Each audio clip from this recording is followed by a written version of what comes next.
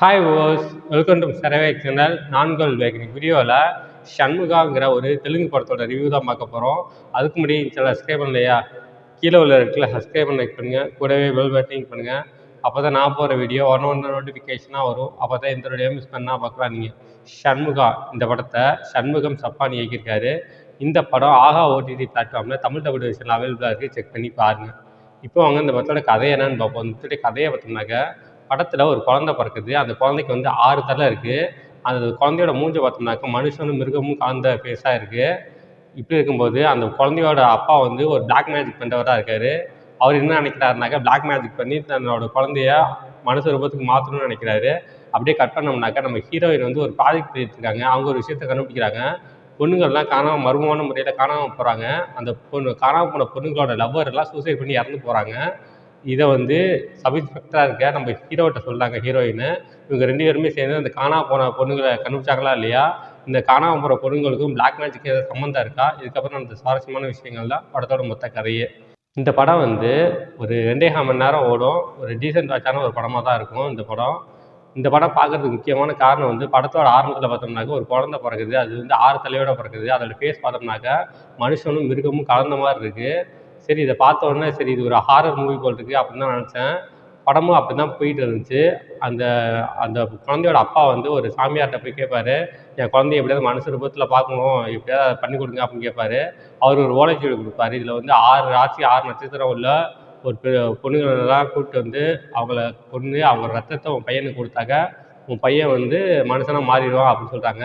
அதுக்காக அந்த black magic பண்ணுறவன் என்னென்ன பண்ணுறான் அதை அப்படியே கட் பண்ணோம்னாக்க, நம்ம ஹீரோயின் ஜேர்னலிஸ்ட்டாக இருக்காங்க. அவங்க ஒரு ப்ராஜெக்ட் பண்ணுறாங்க. அவங்க ஒரு விஷயம் கண்டுபிடிக்கிறாங்க. பொண்ணுங்க மர்மமான முறையில் காணாமல் போகிறாங்க. அந்த காணாமல் போகிற பொண்ணுங்களோட லவ்வர்லாம் சூசைட் பண்ணி இறந்து போகிறாங்க. இந்த விஷயத்தை கண்டுபிடிச்சி நம்ம ஹீரோ சப் இன்ஸ்பெக்டராக இருக்கார். அவர்கிட்ட சொல்கிறாங்க. இது ஒரு கதையாக இருக்குது. அடுத்து பார்த்தோம்னாக்கா நம்ம ஹீரோ இந்த கஞ்சா கடத்துறவனை பிடிக்கிறதுக்காக போகிறாரு. அப்போ அந்த கஞ்சா கடத்துறவன் மெயின் அக்யூஸ்ட் ஹீரோவோட கன்னை எடுத்து தூக்கிட்டு எஸ்கேப் ஆகிடுறான். அங்கே போலீஸோட ஹையர் அஃபிஷியல்ஸ்லாம் என்ன சொல்கிறாங்கனாக்கா, நீங்கள் இந்த 1 வீக்குள்ளே கன்னையும் கண்டுபிடிக்கணும், அந்த கஞ்சா கடத்துறவனையும் கண்டுபிடிக்கணும்னு சொல்லிடுறாங்க. இந்த 3 கதையை டிஃப்ரெண்ட் மூவியாக எடுத்துருக்கலாம். இந்த 3த்தையும் கலந்து நான் ஒரு பெரிய படத்தை எடுக்க போகிறேன்னு சொல்லிட்டு மிக்ஸ் பண்ணி எடுத்திருக்காங்க. அதெல்லாம் பார்க்கும்போது கடுப்பாகுது. எனக்குலாம் ஃபஸ்ட்டு 1 ஹவர்லாம் என்னடா படம் எடுத்துருக்காங்க, கடுப்பாகுது. அந்த படமாக எடுத்தாக்கா அந்த ஃபஸ்ட்டு அந்த 6 முகத்தில் உள்ள அந்த கதையை வச்சு ஒரு ஃபுல் படத்தையும் எடுத்துருக்கலாம். அது நல்லா இருந்திருக்கும். இல்லைனாக்கா அந்த கஞ்சா கடத்துறவனுக்கு அந்த கதையாக இருந்தாலும் நல்லா இருந்திருக்கும். இல்லைன்னா அந்த பொண்ணுங்க மிஸ்ஸிங்காக இருக்குது, ஒரு சைக்கோ பார்த்து அந்த மாதிரி வச்சுருந்தாலும் ஏதாவது படம் பார்க்கலாம். இந்த 3த்தையும் கலந்து ஒரு மிக்ஸ் பண்ணி ஒரு படமாக எடுத்துருக்காங்க.